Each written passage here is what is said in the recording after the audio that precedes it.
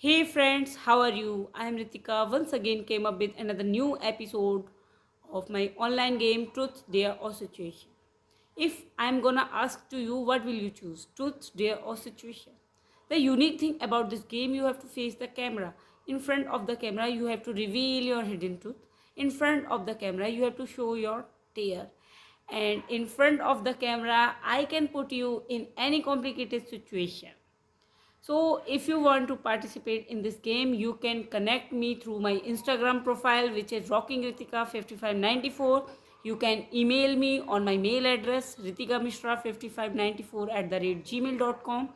You can connect me through my Facebook page Ritika Mishra Podcast, and you can send me a voice message on my anchor profile, which is anchor.fm/ritika-mishra6, which is full of Hindi poetries. I write Hindi poetries which is based on various kind of feelings. The today's participant is Dustin from Canada. So without any delay, I'm just going directly to connect with him. Hey Dustin, how are you? I'm doing good. Good morning to you. I guess good evening to you. It's your Is it your Friday? It's my Friday morning. So is it your Friday night or is it your Saturday morning? It is a Friday night, Friday 8:30 night p.m. for in you. India. Okay. Yes. Jeez. The Uppercut So to the how Gut podcast has gone international. We love it. definitely I also loved it. So how's you feeling on this to having on this game? On the game? Oh, your truth or dare thing. Yeah. Well, it sucks that we're not there in person because then we could do dares. It's kind of it's like true. I mean, truth. It's truth dare, and what was the other one? So it's like truth Situation. dare, and then Situation. situation. Yeah. See, we can 100% do truth and situations. It would be great if we were in person because then you could like have me doing some illegal shit across the street or something. You know, So you'd be what in you jail in were a week. You'd be in jail by the end of the week if I had my way with the dares and stuff. You know. okay, so I just try to ask you mix up. Are you comfortable with mix up or just want to be a specific like truth only or situation or dare also? Absolutely, you go for it. So we'll go through truths or situations. Go for it. Okay. Before we gonna start, I just want to tell you the basic rule of this game. So I'm just going to ask 10 questions. So Mhm. it's most of the questions based on the truth. And the Okay. last one question is like a rapid fire. So I give you the five questions and you just have to answer them without stopping. And the second one is like a disclaimer. So this game is, I just try to create this game for entertainment purpose. I don't want to hurt anyone's emotions and feelings. So the main agenda I, of on this the other game is hand, I, on the other entertainment. hand, do, I, on the other hand, do want to break some hearts and hurt some feelings. So, I mean, she speaks for herself. I'm just one mean bastard over here. So let's go for it. Let's Okay. get some So lawsuits. So, my very first question to you, have you ever compromised your morals for money? If yes, then how?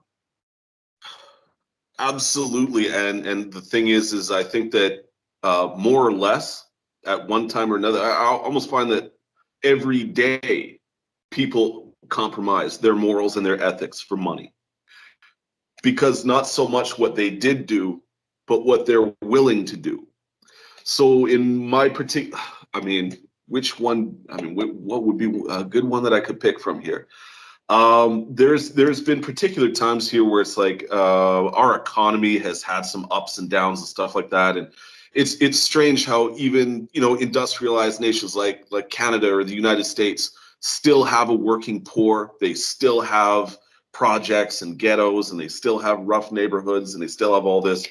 And a lot of times, you sometimes find yourself in a particular situation that you weren't exactly You weren't exactly banking on, you weren't exactly counting on. You just had to either make do with what you had, or you had to, instead of being a product of your environment, make your environment a product of you.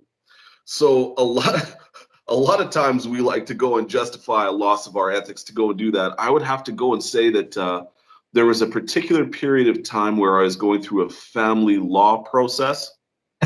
So it's where it's like I have one daughter, and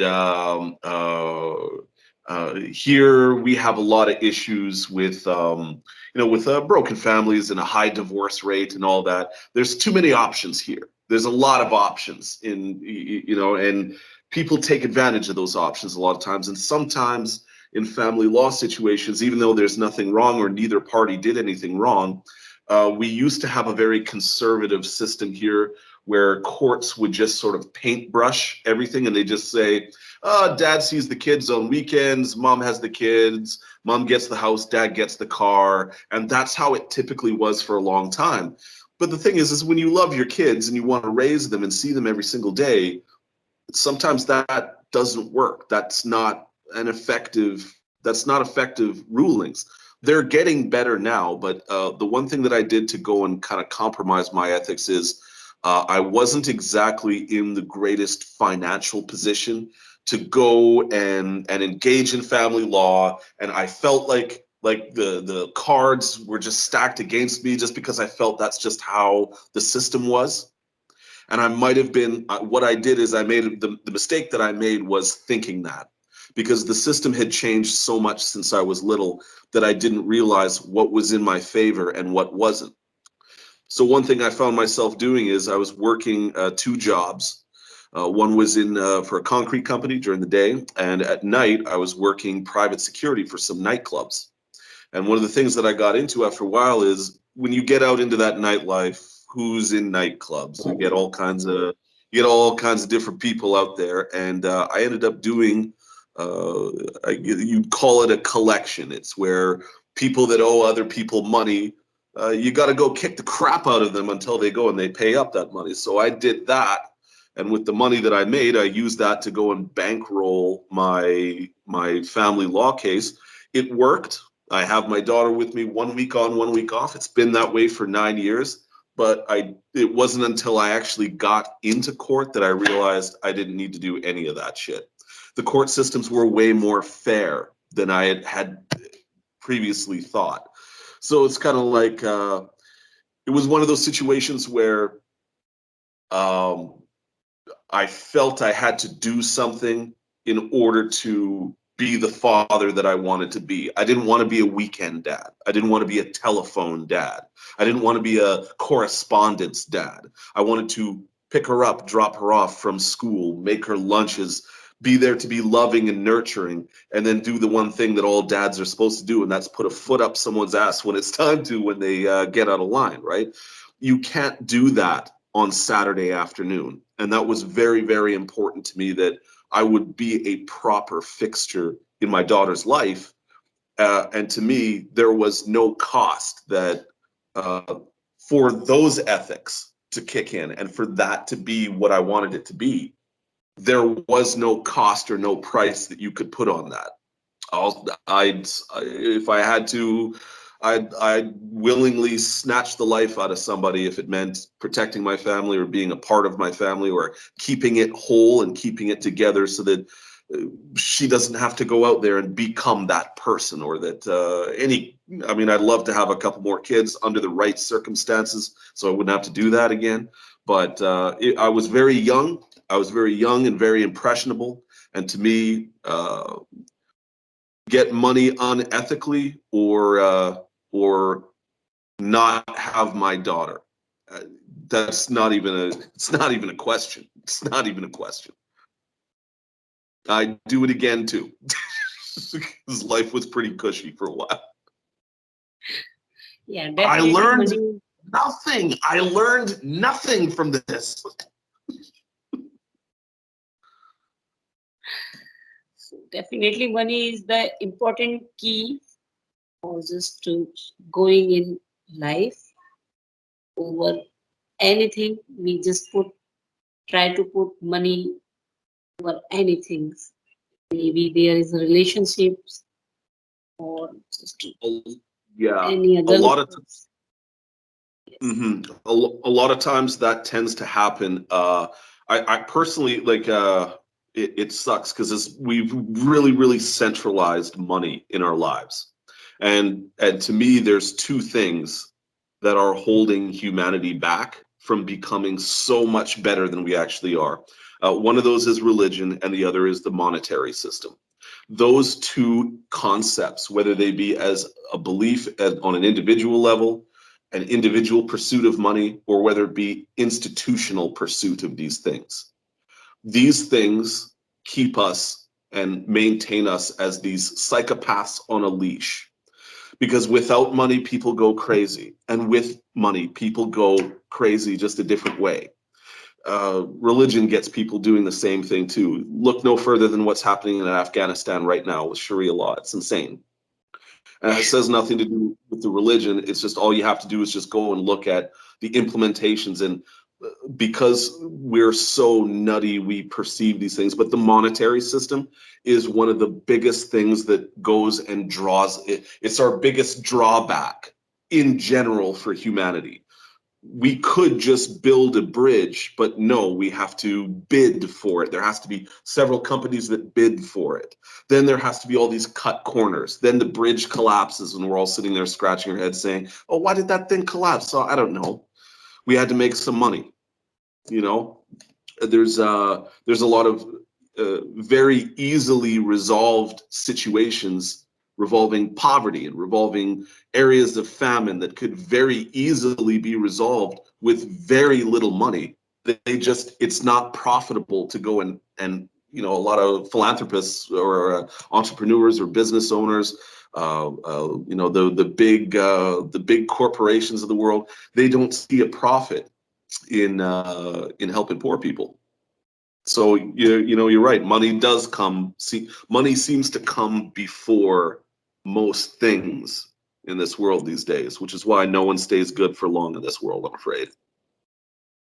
Definitely. So my second question to you, what is the most bogus rumor you have ever heard about yourself? The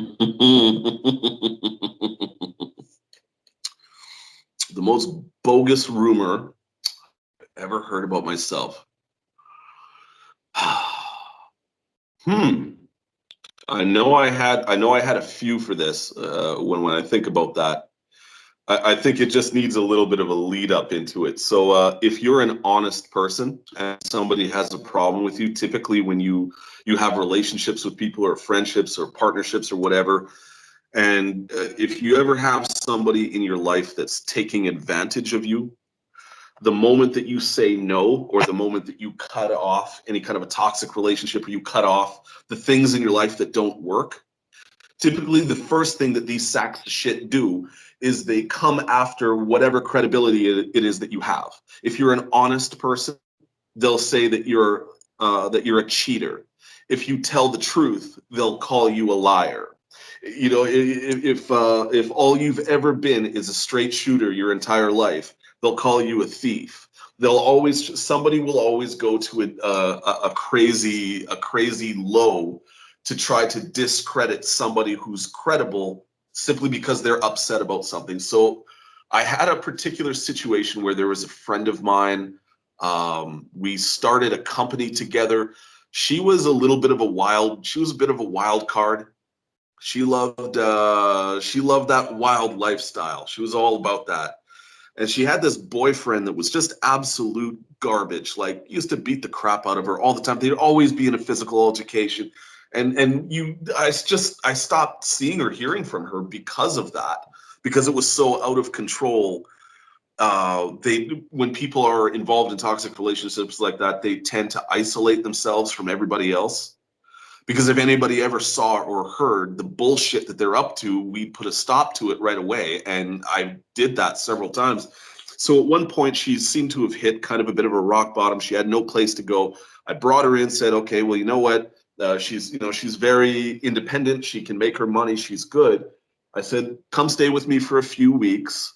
You can, you've got a place to land and you can build yourself up. Well, 3 weeks turned into 6 months and like not contributing anything financially. So after a while, I'm just and just wrecking things in the house, like very accident prone, drinks too much, just that kind of shit. And then it's like just coming home at weird hours of the night and just causing a disturbance and thinks it's party time. That's not what I'm about. So at one point, I told her she had to leave, and at the moment I told her to do that, she starts throwing stuff around the room. She threw chairs. She tried to physically attack me and everything. And the thing is that I mean, I'm not one of those. A lot of people are split on these things. I'm one of those that feels that a man should be beating on a woman or anything like that. I mean, obviously, I just rescued her from that situation. But then after a while, you start to scratch your head and say, I think I understand why you've been getting your ass whipped all the goddamn time now, all of a sudden here. Right? So I had to physically restrain her because she kept on, like, she's throwing tools around and stuff from the garage. And I don't need any damage to my place. Called the police, had her removed, right? So that's the lead up to that scenario. About a week, not even a week from the day after she was removed from my home until leading up to about another week to a week and a half after that. This person went out and deliberately, as I said, if you're an honest person, they'll call you dishonest. If you tell the truth, they'll call you a liar. Anything that you could possibly make up. So to say what is the most bogus rumor I've ever heard, I'd have to say, how creative can you get? Multiply that by 10 and take a big steaming shit on that and smear it on the wall. That's basically what this person did. So I mean, take your pick. Take your pick. Running prostitutes. I beat children. I beat dogs. And the thing is we became friends because I was always taking care of her dog. She'd go out of town and we'll just leave her dog. I love dogs. I got 2 dogs. Want to see them? Yeah. Oh yeah, they're the good boys. There's a purebred Siberian Husky named Lincoln and a Husky Shepherd cross named Boys. Oh, hello there. Let me flip this thing around. Oh, no, it doesn't flip. There's one guy. I don't know if you can see him. Oh, where did we go? Oh, there we are. Yeah. Oh my God. So cute. Oh, he's a good boy. Yeah. I love So I love these guys. I know he's not really showing up in the thing there, but let's get flipped back around. But yeah, I just also I also like dogs, but I don't oh have anyone. In future, maybe I also have one, so I definitely I will show you. Right now, I don't have, but I love dogs. yeah, I never had him as a kid. So I mean, one of the first things that I did was well, I always told my daughter that when we moved and when we got into like bought a house that the first thing we do is we'd get a dog. So we were in like a high-rise condo until she was 5 or 6, and then we lived in a townhouse, but we were renting it, and they wouldn't allow pets. And then as soon as we moved into a house, that was the first thing that I went and got was Lincoln when he was a puppy. I'll have to send you the video. It was really really cute. It's a nice little Christmas morning thing, but yeah, no, just anything that you could possibly imagine. This person went out on a big bogus spree, and that was that. It was just a barrage of anything that you could possibly say that was bad. And then the worst part is who would believe it, and then it was surprising who shut it down, and they're just like, hey, who's this nut bar that just messaged me out of nowhere? I don't even know who they are. I'm like, oh yeah, I know what the situation is, right? And after that, it was after that, that was just the end of that. It died down after a while. Since then, I don't speak to this person anymore, but it sounds like they're having a hard time. They don't have a lot of friends. It's one of those borderline personality disorder kind of things. I don't know. Okay, my third question to you, Dustin. It is quite interesting, or maybe just to. Okay, I'm just going to ask. Do you think cheating can ever be justified? If yes, then can you Do explain I how do I think what can be justified? cheating? Oh, cheating. Yeah. Uh, no. Well, I mean, these days, relationship as people become more and more liberal, there's you got like couples that go into open relationships, or they're up for polyamorous relationships, or they're okay having multiple partners. And when you go and you look at those people, their perception and definition of cheating that is obviously very different, right? And then you do have situations where you've got people who have multiple partners in a relationship, like in a marriage where they have more than one wife, or God forbid, if one woman had to tolerate more than one man. But you got situations like those which sort of alter our perception of what cheating is. And then it depends as well as to what your definition of cheating is. Because you got some girls out there, you got some guys out there that the second they see their partner even looking at somebody else, just looking, like observing or communicating, their insecurities come out and they think that you're suddenly up to something. To go and do a, because I've been on the end of this. I was in an 8-year relationship, and um, for her, and in our situation, it was an emotional cheat. I think I might, as wrong as I'm probably doing myself in saying this, if there was like just an instance of a mistake, you drank a little too much, you were out being stupid, you got irresponsible, and something happened. And it was just this thing that just happened. Maybe I could get over that. I think maybe I could forgive, sure, forget about it, no. But the problem is the emotional cheat. It's when it's like, I'm going to, I see greener pastures, so I'm going to go over there. I can do what I want over there more than I can over here. So I'm just going to go over there. Whenever you have the emotional cheat where somebody sees a better situation and wants to go and take advantage of it, or they just simply outright fall in love with somebody else and then they keep this secret thing. That is that absurd shit that I got no patience for. Absolutely not. And I don't think anybody should. Anytime that somebody now I love this person instead of you, it's either be in an open relationship or don't fuck around, get out of here. That's the reason because I love the dogs because they are famous for loyalty. Right, right, this is why I'm single. Get a dog. So fourth Dogs question are is like, predictable. yeah, I was gonna say, sorry about that before you go. I was just gonna say, dogs are predictable. You know what a dog is gonna do. The worst thing that's gonna happen is it might pee in the house. That's the worst thing that it's gonna do. But a person will come and take a shit on your life. That's what they'll do. Anyway, that's sorry. great. Go on. It is Forgive my. better than that one.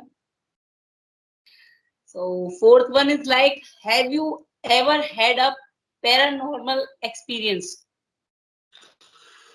No. I mean, everybody at some point or another. When I was little, I thought I did, but then you get a chance to go and re-examine things. I don't know if you've ever heard of this one. This has been one that's circled around the internet. It's referred to as shadow people. It's these dark figures that just sort of they're there for a flash and then they're not. When I was little, I used to think that I would see one of those. My vision wasn't so great. I had to have glasses. And whenever at night I would take them off, I didn't put two and two together because I was too little. That if you have either astigmatism or you got that blurry, you got nearsightedness where you can see kind of clear but you can't see far. Your eyes are constantly trying to adjust to the blurriness. So sometimes it looks like because now as an adult, when I take my contact lenses out and it's in the middle of the night and I go and I take a look where I would have seen this thing, I see the same thing, except it's definitely not there. So no, I haven't had a paranormal experience. All I've had was moments of self-delusion. That's all that I've had. And a lot of times you get people that just by simply believing in things, they find something that they can't explain gets filled up with whatever the belief is or the idea, and whatever mythos or mythology comes with that, right? Kind of just like here was an interesting thing. You ever in near-death experiences where somebody's in an accident or they're injured terribly? A lot of times over here in North America, because we've had this sort of, or at least Western civilization has had this raising that our upbringing has been primarily either Christian or Anglo-Saxon. People keep on reporting that when they die, they see a tunnel with a white light at the end of it. But then if you go to other cultures in the world, they go in, their near-death experience has nothing to do with a tunnel or a white light or anything. Sometimes they'll describe a serene background, but that is respective of the culture that they're from. Gods behave like the people who worship them, and so do our paranormal experiences, coincidentally. We're after some cultures have Baba Yaga. We got the Loch Ness monster. There you go. So, do you believe in ghost? I believe that whatever can happen will. If something can happen, I like to not believe in anything, and I don't say that ignorantly. I like to know in things. I like being certain about something. So to go and say that I heard an eerie sound in the basement, I mean, that could be I live in a house that was built in the 60s. This house makes noises all the time. But your first week in here, you're like, what the hell was that shit? And then you go and you take a look around, it's like, oh no, it turns out I couldn't figure out what was knocking. I've never had like an actual wood burning fireplace before. So my first week here, I kept hearing this knocking and it sounds like a metal knocking. I'm like, what the hell is that? It turns out that when the wind blows, there's a flap in the chimney for when the hot air passes through it. So it's like a little vent covering, right? And it flaps in the wind. But I mean, it's creepy when you hear it. So I know what that is now, right? But if I was a big believer or something, I might still have convinced myself that there's something here. We're getting closer and closer in the realm of astrophysics to proving the existence of a multiverse. And we're finding that a multiverse is more likely. We're more likely to have a multiverse than we do a heaven or hell. So when I go and I take a look at that, I'm just like, that goes and puts an interesting twist. If you have a multiverse, and that means that somewhere in a multiverse is another parallel Earth that has similar or different rules for existence and for creating life, which means that the idea of an interdimensional being is not out to lunch. The idea of something crossing over from another universe or from there being some type of interdimensional rift, that can be quantified. And we can quantify that using quantum mechanics, using quantum theory. That makes more sense. But the idea that old man Peters is haunting the lighthouse because he's waiting for his family to come home and they never did, so he drank himself to death and now he haunts it, is just no, that's just out to lunch. I'll tell you what's more haunting. Some of our farts are more haunting than anything else. Some of the gas we pass, things that come out of the human body are more haunting than the shit that you can't see. I'm worried about that. Most inappropriate time you The most have laughed. the most Inappropriate time inappropriate. you have, yes, inappropriate time you have laughed. Oh, like as in I loved being inappropriate? Yeah. Every day of the week. Every day of the week, damn it. You have got to go and check out, and this is where I start plugging. Check out the Uppercut to the Gut podcast. Every Wednesday, there's new content. Every second Monday is the Monday Night Rockout, and every second Friday is the Friday Payday Boogie. There is nothing appropriate about me or about any of our shit, because sometimes you just got to rattle a few cages before somebody learns something. Every day of the week, my life is inappropriate. I woke up this morning, I was feeling pretty inappropriate. I mean, geez. Look, I'm looking at you, I'm feeling inappropriate right now.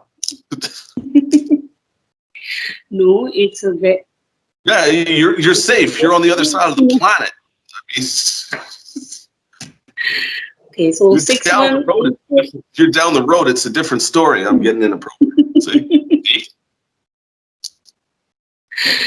6 1 is, what is the weirdest thought you have ever had sitting on a toilet?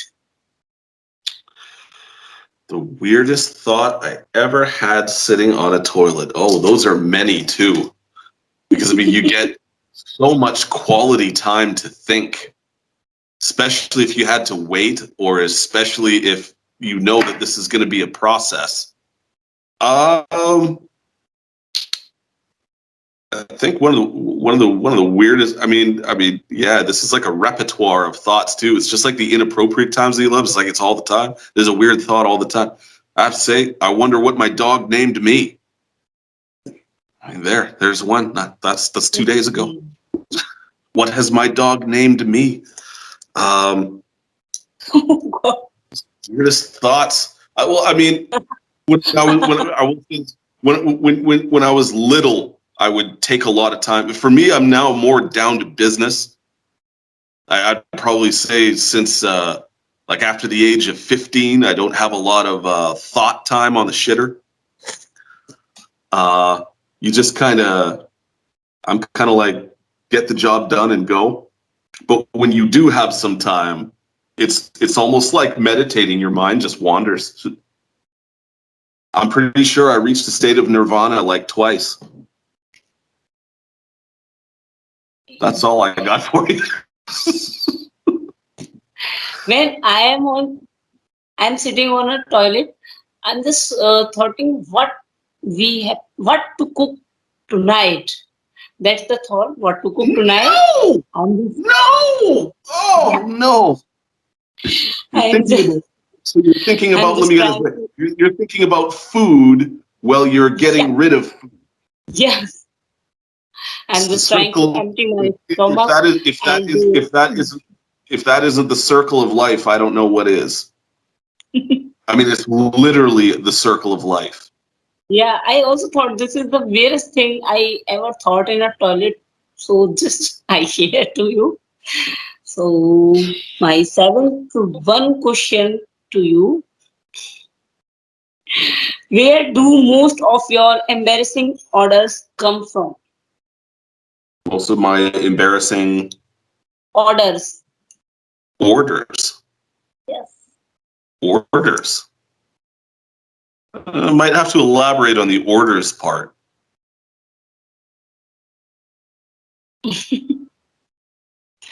Okay, so 8th one is, when is the last time you apologized and what is for? Because like I said earlier, I like to be on the whole kind of fact-based train. I don't. There are times in which, sure, I'll be opinionated about something, but I do like the core of the information to be accurate. So I find that I end up apologizing if I got, and I'll do it immediately if I misstated a fact. If I misstated a fact, because what I'll do is sometimes I'll take a fact or something that I've been, have come to accept as a fact. If it's incorrect, I might have ran with it and just been like, yeah, this is what it is, and then I was wrong. So anytime there's any type of whether it be an editorial mistake, because I do lots of editorial every week, I'm doing something editorial on the Uppercut to the Gut podcast, right?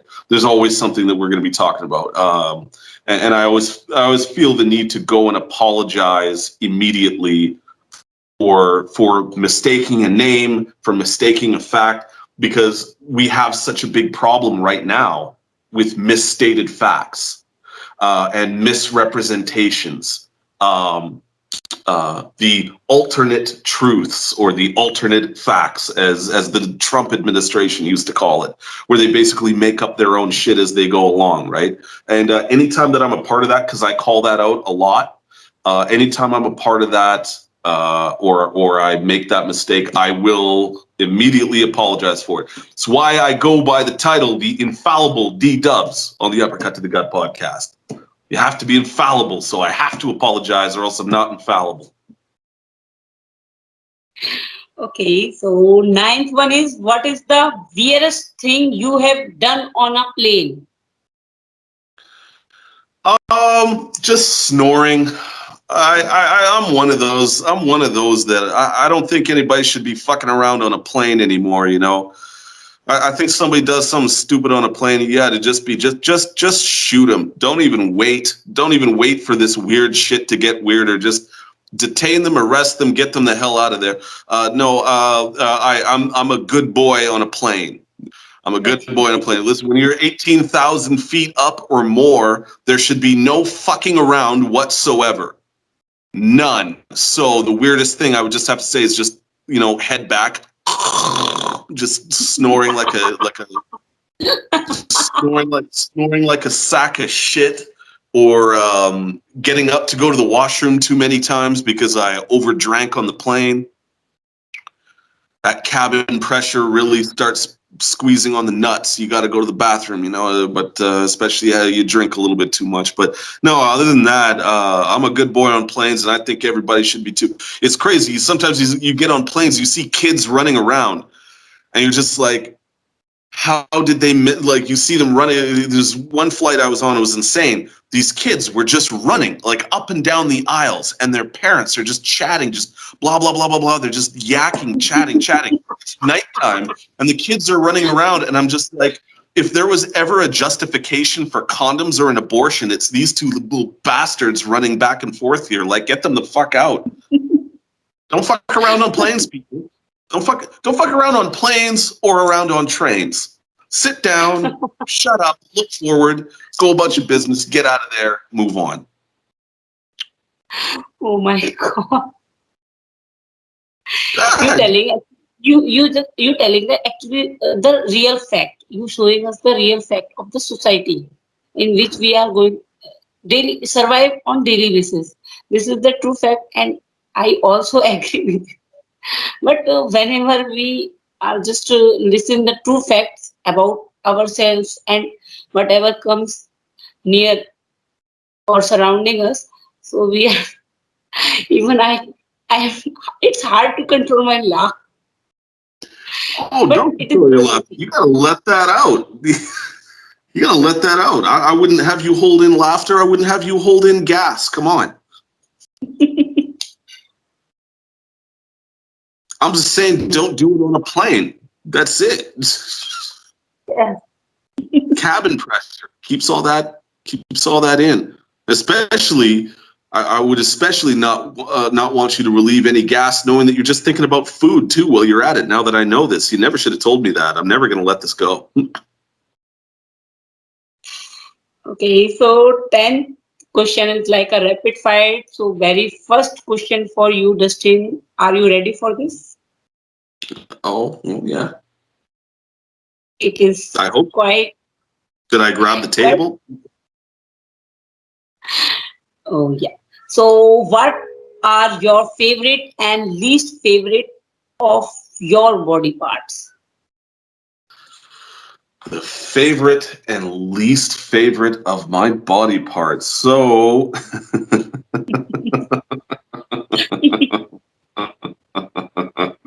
You is- uh, well, this almost goes back to the whole, what was the most inappropriate thing you ever loved? I mean, we're right back there again. That's where we're at here. I would probably have to go and say the least the like right. So I don't have a hairy, like an excessively hairy body. I'm not a hairy person at all, right? There's no hair on my back. There's no hair on my shoulders. Every time I see somebody who's really hairy, all I can think of is like it's a fire hazard. Like you might want to like get that shit taken care of, you know?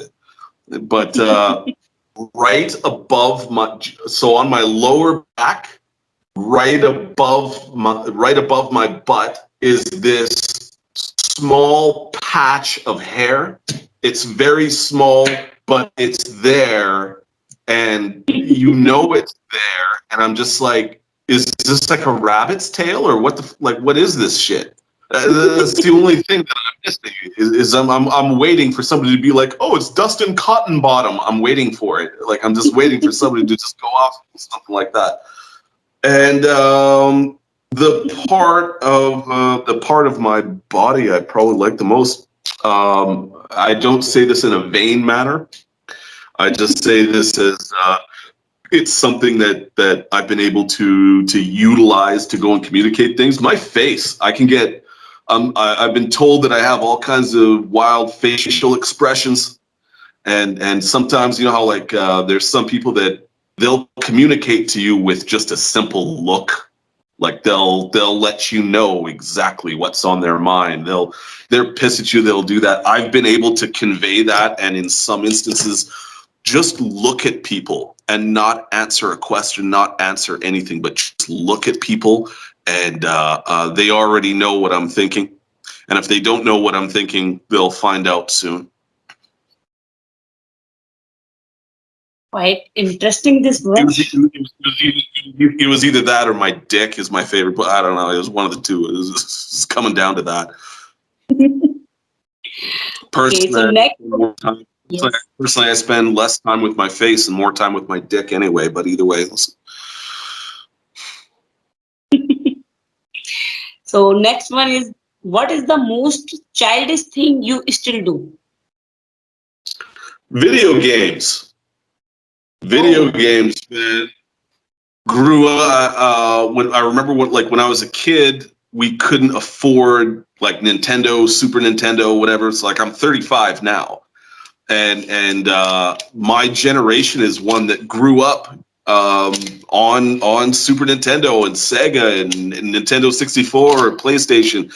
And it's crazy because now that there's been a whole age demographic that's grown up in front of these, it's no longer bleep bloop bleep bloop, jump up and down, hit a box and get some coins. Princess. Now there are some video games that have absolutely enthralling storylines. They're using actual actors. It's all that facial recognition stuff. They have to act out their cinematic parts. The plot lines and the storylines are more immersive than film or television. You basically have these interactive films now. We've got something here that for PlayStation 4, PlayStation VR, which is virtual reality. The fact that I don't have to go out, but I have that in my living room. I'm gonna say that's the most childish thing I still do.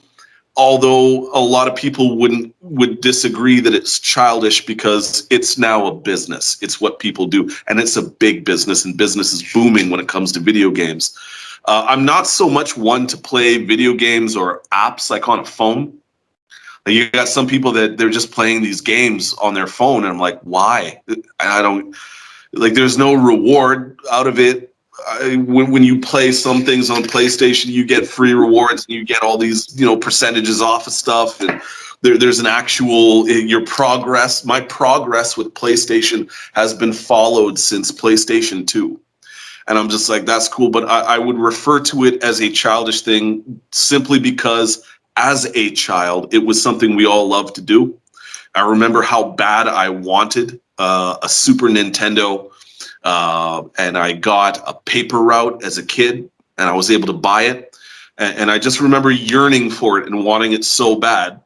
And to this day, when I see a really, really good game or something, obviously my tastes are different than when I was a kid. I play a different, just like you watch a different kind of movie as an adult, or a different type of, you like a different kind of song now as an adult instead of what you liked when you were a child. Now, if I see something that comes out and I'm just like, that looks very immersive, it looks like a really good story, I wanna go and immerse myself in that, I get the same flutter that I used to get waiting on Super Mario to come through or Donkey Kong or something, you know.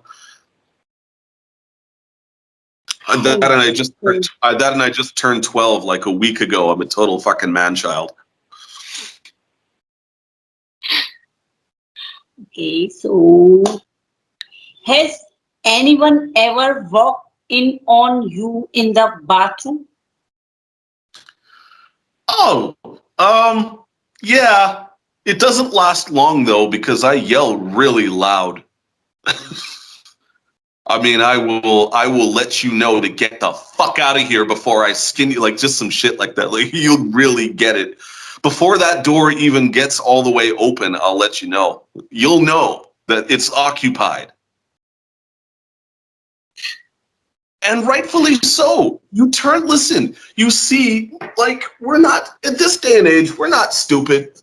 You see the light at the bottom, the door is closed, and you hear a fan going. Of course, I'm taking a shit. Why else would the fan be on? No, I turned on the fan because I want to air out my toothbrush. That doesn't, like, Jesus, what am I doing here, right? Or it's like, you hear the shower water running. Why would you open the goddamn door? It doesn't make any sense, right? So anytime that anybody walks in, you got to know what's coming. You got to know you're gonna get what you deserve real quick. Whatever happens, you walked in on it. You asked for it. Definitely. So, what is the hardest thing, hardest drink you have ever tried? So there's kind of a tie here. One of the hardest drinks I ever had, obviously absinthe. Absinthe has been even illegal for quite some time. Northern European drink. For those who aren't sure what it is, you'll know it when you see it because it looks like green mint lime mouthwash, but it does not taste that way. I'm pretty sure that you could take absinthe and dump it into your car and drive that shit longer than most gas will or diesel. Absinthe is something that because it's so harsh when you take a sip of it. It's an instant burn. It's just it is almost too much. It's like European moonshine almost. And what it's tied with is some of the Italian grappas. So there's some real cool grappa that's out there. There is one that I had for a long time. I would buy it and just have it kind of on the board. I like to keep a full stack bar at home. That way, anytime I have a guest over, it's like, hey, what do you want to drink? It's not the question of what do you have. It's just what do you want? Is it whiskey? Is it vodka? You want me to make you a Moscow Mule? You want me to make you a martini? You want gin? What do you want? It's all there, right? And I had peach grappa for the longest time, which is a lot sweeter, but it's still very, very harsh. Grappa was meant just for very light sipping, but very serious. I mean, it up with some cotton in places that you didn't think you were going to go and have. And the headaches the next day are absolutely insane and out to lunch. It's not one of those drinks that most people sit around and say, yeah, let's have a few. No, you have a little bit of absinthe and you're done. A little absinthe or some of the Italian grappas and you're toast. Okay. So, my last question to you, Dustin. Tell us something about yourself, your podcast, and about your city. Tell us everything. Sure. On that note, there's actually a few things on even a little bit more, almost more of a more serious note right now too. So, I'm Dustin Williams, but I'm the host under the name The Infallible D-Dubs with my co-host, the infamous El Guapo at the Uppercut to the Gut podcast. You can catch us anywhere that Anchor touches, Anchor Media touches. We're there. Apple Podcasts, Spotify, SoundCloud, Podomatic. And I think there's a whole other bunch of platforms that are out there. Every Wednesday, we upload new content episodes. And as mentioned earlier, every second week on the Monday, because Mondays suck, we have this thing. It's the Monday Night Rockout. It's more it's more of a musical compilation. The Monday Night Rockout is more dance music, alternative rock, it's grunge. We'll get into a whole bunch of different things that you might not get on a radio. And then Friday Payday Boogie is all about R&B, soul, hip hop, rap, that old forbidden West Coast gangster rap, all that shit. We get that all out there. Just something to just go and help lighten up and lively up everything in between each episode, because it can get a little much just hearing me yakking all the fucking time. So we had to go and have little breaks in between that shit. It's like, what, this guy's still talking? God damn it, play some music already or something. But one of the things that I was even just dealing with it earlier this morning, I don't know if you saw on Facebook, I posted, but we've had for the last year and a half or so with the whole COVID-19 thing, an issue that we're facing over here is not so much that because we've had our share of deaths, just like the rest of the world has. And I think that one of the things on our podcast that I attack a lot, I attack things like stupid trends. A recurring theme is chronic narcissism. When you got these people that are just so out of control with their thoughts and ideas, and it's just me, me, me, me all the time. Some of these people become public figures, and they influence and affect other people's lives with their shitty fucking behavior. And we call that out, and we sure show absolutely no mercy on these people whatsoever. But at the same time, we also like to go and, I do care about humanity, and there's things that we have to go and address, whether it be matters of the heart, whether it be matters of politics. But for some reason, whether it be people's narcissism, whether it be out of control, privilege, which is a big thing over here. I personally feel it's more of a privilege thing. We got a lot of people fighting things like getting the vaccine. We've got anti-vaxxers. We've got people having rallies and stamping their feet, jumping up and down like big fucking babies, having these tantrums about having to wear masks. And it makes absolutely no sense, because I remember that there was a time when, and comedian Bill Maher talks about this all the time on HBO's Real Time with Bill Maher. We used to go and look at other countries in North America. We used to take our health and our environment for granted. We'd go and look at China and say they're the mask people, because you'd see them wearing masks everywhere that they go, because they're all stacked on top of each other with a huge population. And we used to make all kinds of judgments of people. And now that we're the mask people, the shoe is on the other foot, and we're being the biggest little bitches right now. We are taking our healthcare systems, our structure, and the fact that we are a privileged industrialized nation. We are taking it for granted in one of the worst ways right now. My Facebook feed is full of people debating and fighting the vaccine, not because they don't trust it, not because it's almost as if though they're doing this just to be a social agitator, just to go and cause some shit, just to stir the pot, just to go and stick together and say that they don't have, they always have this comparison of, oh, the sheeple, the sheeple, like the sheep. They're like lambs, they're being guided by people. How insecure are you? There are countries in the world that would absolutely kill for what I got at kindergarten. In kindergarten, and this is why this debate makes no sense. Before I went into kindergarten, and even as an infant, I received vaccinations and immunizations. I got booster shots, and I got stuff for rubella, smallpox, whooping cough. And guess what? You're not allowed to enroll your child in kindergarten if they don't have these immunizations. And guess what we got? At the end of that, you get a little card, a little piece of paper, and that piece of paper basically shows what you've been immunized against.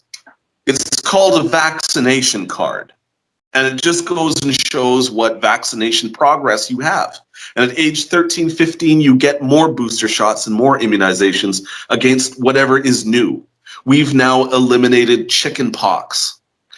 I started to freak out when my daughter didn't have chickenpox. I'm like, oh my God, you're 11 years old. You've never had chickenpox. I had chickenpox in the second grade. We used to get kids together so that they would get chickenpox all at the same time, and then it would be done. But people in other countries die from that. What the fuck are we fighting here? Because everybody's debate right now seems to be about, I don't want to carry a card around that says I'm vaccinated, and I'm against mandating, like making a mandatory order for vaccinations. It seems like they're just swinging in the air and they're not hitting anything. They're not making a valid point. You're against vaccination cards. You're against mandatory vaccinations, but we've been doing this all our lives. Since we were infants. If you grew up in America, if you grew up in Canada, you grew up in these industrialized nations that have these programs, we've been doing this since before we could walk. We didn't even know how to jerk off and we were getting vaccinated. So why now, all of a sudden, is there some sort of a need to fight evolution? Why are we fighting the fact that we have access to things that will prevent us from being sick? That's something that, and that's something that I'm going to definitely hit on a future episode. The stuff that's going on in Afghanistan is absolutely out to lunch. I want to go and hit on that in a future episode. But for anybody out there who might be listening to this or catching this podcast, if you got some sort of doubt in your mind about the COVID-19 vaccine, don't listen to the politics. Don't listen to anything that your head tells you. Read a fucking book. Read a fucking book and make sure it's a history book. Look back in history, in the annals of history, and go and take a look at what has happened to civilizations that died from shitting. They used to die because they'd shit blood or they'd fart blood and they'd die. That's it. Like, why would anybody want to go back to that? Read a fucking book. That's where I'm leaving it at that. Read a fucking book. Your podcast is full of dares. I think it's took hues of guts. I think it's required hues of guts to reveal the what is actually going in the society near us or surrounding us. So it is quite interesting and based on real aspects, whatever going surrounding us. So it is very good podcast. I think. Podcasts in general are becoming more and more it seems like every week there's like 1,000 new podcasts. Excuse me, like 1,000 new podcasts that are out there, and I always find it interesting that I mean, there's some that are just, I don't even know why they're there. If anything, I'd say that there's an overabundance of opinions. And we saw this through social media, but it's being referred to right now as one of the future of media. It's going to be in podcasts. I think that it is a great platform where even we can go and do this, where you're just like, I just saw, I even saw you on Facebook. You're putting up a posting saying, hey, I'm doing this thing. I'm like, sure, let me jump in. And here we are in 2 different time zones.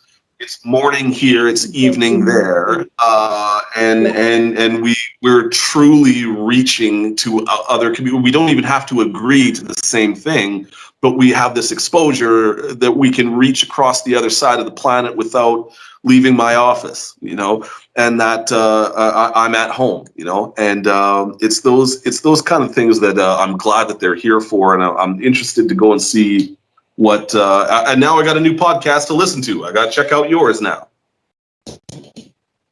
Yes, you can check out. It is basically, I have one is poetry based podcast, which is in Hindi. Some of few of poems I try to write in English language, so you can check it out. Or 1 or 2 motivational interviews, or just in journal interviews. But another podcast is interesting because it is quite based on storytelling. The topic is a journey of a girl to a woman. So whatever she has gone through to become a woman. So that's the topic of my another podcast, which is So this is your story of going from a girl to a woman. Oh, I Because you know, cannot reveal. there's a very famous song. It's like, "Girl, bow, bow, bow, bow, you'll be a woman soon. Oh, you're waiting." Oh, it's a great song. I'm gonna send it to you. Yeah, yeah. I'm gonna Yeah, post it it on is. your page. Yeah, it is somewhere. It is inspired by me, but not exactly based on me. The Mhm. main character of the story is Ritu, which is like a nickname, which sounds like a nickname of Ritika. So the main character of Ritu, just I try to write at every Wednesday 8 p.m. I just publish a new episode of Ritu's Diary. So it's just going. I recently started in June this podcast, Mhm. but my poetry podcast is going good and Oh, just started before few months ago. So just I just going good. It's a quite nice. funny thing, and definitely I love to write poetry and stories. This is my hobby. So I just enjoying this thing, and also I learned in podcasting that we are connecting different kind of peoples, different kinds of perception they have, different kinds of views they have. So I just love this to having different peoples in my soul. Oh, well, you just give me a call anytime, and we will figure out when I need to wake up for this. I might even go back to Yeah, bed. I don't know. definitely. So thank you, Justin, for connecting with me. Thank you. And always remember, folks, you can't trust the French. Okay, thank you. It is nice session with you. I don't even know where we're going with this Having you anymore. on my show. All right. Well, thank you very much. I'll message you after this. Okay. Thank you. Okay. All right. Good night. Good night.